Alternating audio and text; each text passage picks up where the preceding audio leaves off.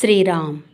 साधक हो, सध्या आपण श्री ब्रह्मचैतन्य गोंदवलेकर महाराज यांचे थोर शिष्य परमपूज्य श्री तात्यासाहेब केतकर यांच्या मुखातून श्री महाराजांचा वाणीरूप आविष्कार कसा होत असे याविषयी माहिती घेणार आहोत. तसेच रविवारी श्री महाराजांच्या काही भक्तांचे अनुभव ऐकणार आहोत. वाणीरूप श्री महाराज या पुस्तकाचे संकलक तीर्थस्वरूप वा रा अंतरकर सांगतात, एकदा श्री महाराज हुबळीला श्री शिनप्पा देसाई यांच्याकडे आले असता श्री यज्ञेश्वर यांच्या घरी आले होते.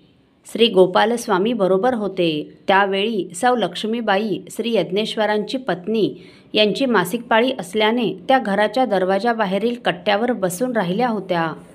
आत सर्व माणसे श्री महाराजांना भेटून नमस्कार करीत होती व त्यांच्याबरोबर बोलत होती. परंतु आपल्याला यातील काहीच करता येत नाही, काही सेवेसारखे कामही करता येत नाही असे वाटून त्यांच्या डोळ्यात पाणी आले.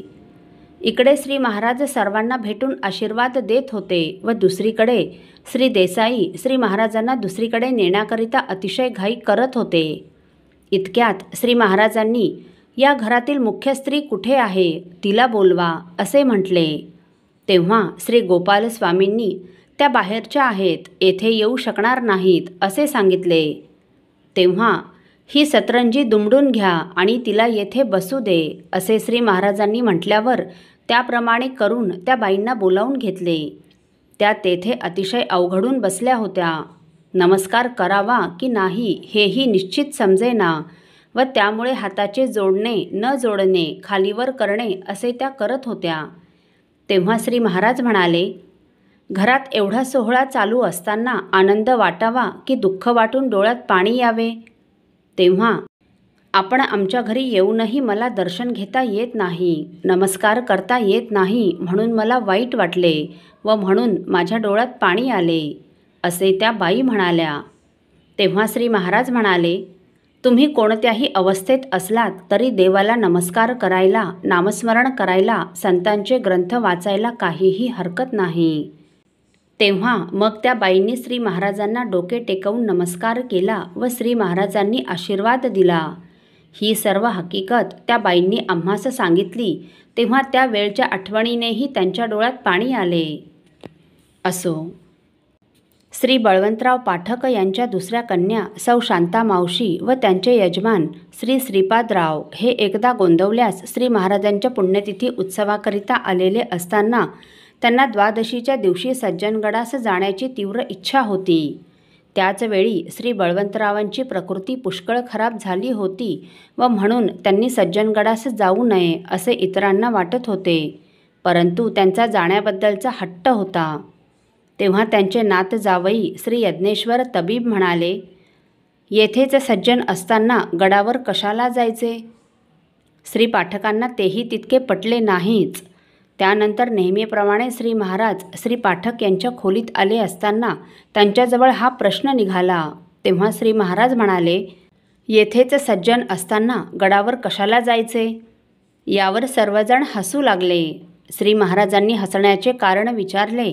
तेव्हा आपण म्हणालात त्याप्रमाणे श्री यज्ञेश्वर आत्ताच म्हणाले होते असे कुणीतरी सांगितले. असो.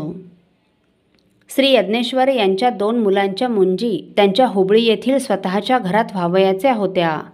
त्यावेळी श्री तात्यासाहेब केतकर हुबळीतच वाळवेकर गल्लीत राहणाऱ्या शिनप्पा देसाई यांच्या घरी आले होते.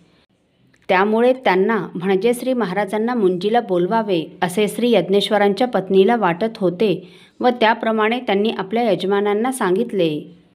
परंतु श्री महाराज येणार म्हणजे त्यांच्याबरोबर इतर पुष्कळ माणसे येणार व आपण मुंजीचे विधी करण्यात गुंतलेले असल्यामुळे त्यांच्याकडे जसे लक्ष देता आले पाहिजे तसे देता येणार नाही. तरी पुन्हा केव्हा तरी ते येथे येतील तेव्हा बोलावू असे श्री यज्ञेश्वर म्हणाले. तरीही त्यांची पत्नी श्रींना भेटायला गेली असता त्यांनी श्री महाराजांकडे आपली इच्छा व्यक्त केली. तेव्हा श्री महाराज म्हणाले, मी येणार म्हणजे माझ्याबरोबर 40-50 माणसे येणार. तुम्ही तुमच्या कार्यक्रमात गुंतलेले असणार, त्यामुळे तुमची ही अडचणच होणार. तरी मी पुन्हा केव्हा तरी येथे येईन तेव्हा तुमच्याकडे जरूर येईन. असो. साधक हो, माझा राम म्हणजे आरसा आहे. त्यात जो नीट पाहील त्याला आपले रूप स्पष्ट दिसेल, असे श्री महाराज म्हणाले. ही घटना आपण पुढील भागात बघणार आहोत. श्रीराम समर्थ. आपल्यातील कोणा श्रींच्या भक्तांना श्रींचे काही अनुभव आले असतील तर कृपया आपण मला ते 9422843253 या व्हॉट्सअप नंबरवर कळवावेत, अशी नम्र विनंती. श्रीराम समर्थ.